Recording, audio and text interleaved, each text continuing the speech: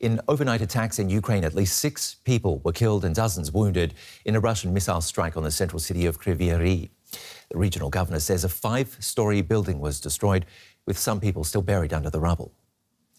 In the capital, Kyiv, authorities say air defences managed to stop numerous attacks. The extent of the damage is unclear.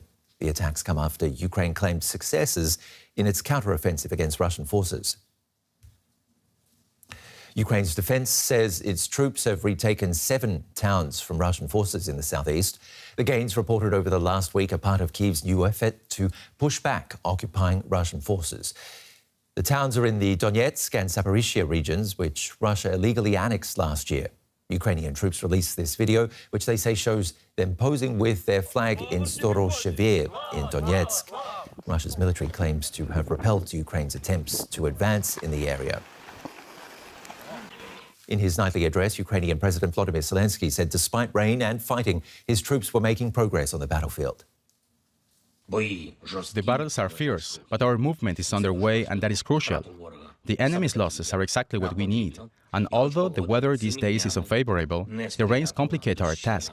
Nevertheless, the strength of our soldiers yields results, and I am grateful to each and everyone who is currently in combat, to everyone who supports our combat brigades in the respective ways. I asked military analyst Mike Martin from King's College London how he views the progress Ukrainian forces say they're making. I think the reason Ukraine is citing, towns or villages, settlements that it's taken back is it's a very easy metric to communicate to its Western backers that progress is being made.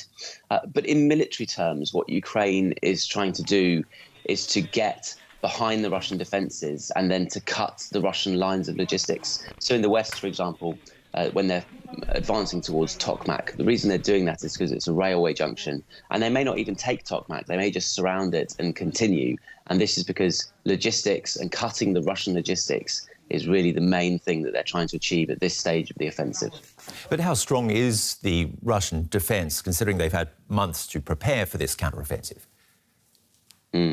It's a really great question, because I'm sure some of your viewers have seen all the satellite images of multi-layered Russian defensive lines. So anti-tank ditches, things called dragon's teeth, which are like these little concrete obstacles, minefields, and trenches, of course, with men in them.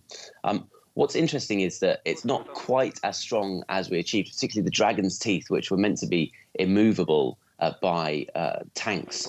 Some of the Western equipment has actually managed to push through some of those. So the defensive lines, and in some areas they are really, really very complex and several layers deep, and they are holding. But in other lines, if there's one or two of those obstacles, some of the assaults are able to breach them and get through them. And we've heard reports of the Ukrainians getting through the first and second lines of defensives in some areas.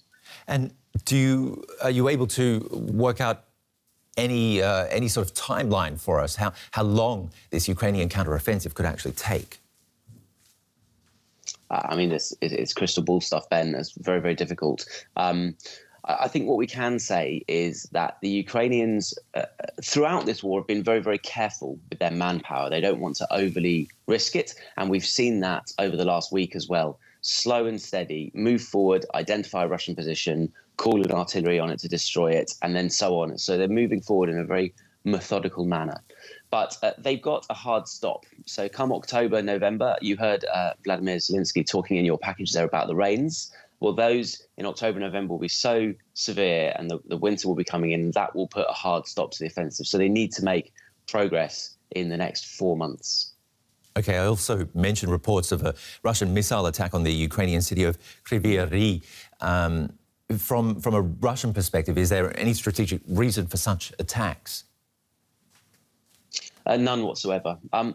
Russian attacks on Ukrainian civilian targets, as well as being war crimes, they're completely ineffective. The Russian thinking goes something like this. The Ukrainians are a lower type of human than we are, and if we bomb them, if we bomb the civilians, they'll panic and attack and cease their military activity. But of course, the opposite happens. The civilians rally round and become more defiant and more supportive of the Ukrainian military, who is defending them from these Russian attacks. So it's really silly, and the Russians should be using those munitions to attack Ukrainian military formations.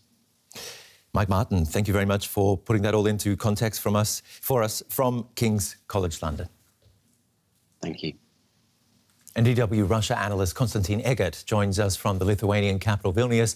Good to see you there. Mike Martin just described the ineffectiveness of attacks like in Kryvyi Rih. How are such attacks justified back in Russia? Well, there is no need for justification for Putin. He just does what he does. The interesting thing for me is that Kryvyi Rih is the birthplace of President Vladimir Zelensky. He was born there in 1978. So it may be a symbolic strike, but then again, it's a major industrial city. It's one of the capitals of Ukrainian metallurgy. So there may be some kind of theoretical reasons behind it, but I totally agree. As a former officer, I agree with Mr. Martin. I think that the bulk of the thinking behind this shelling is actually just scaring the population into submission. I think it's interesting. Monday was Russia Day, the country's national day, and President Putin said that this is a difficult time, but appealed to Russians' patriotic pride. How much longer are Russians going to accept the costs of this war? Well, it'll take a long time. The costs are still fairly light if you look at the biggest cities of Russia, like Moscow, St. Petersburg. The population is kept in the dark about the real losses of the Russian army.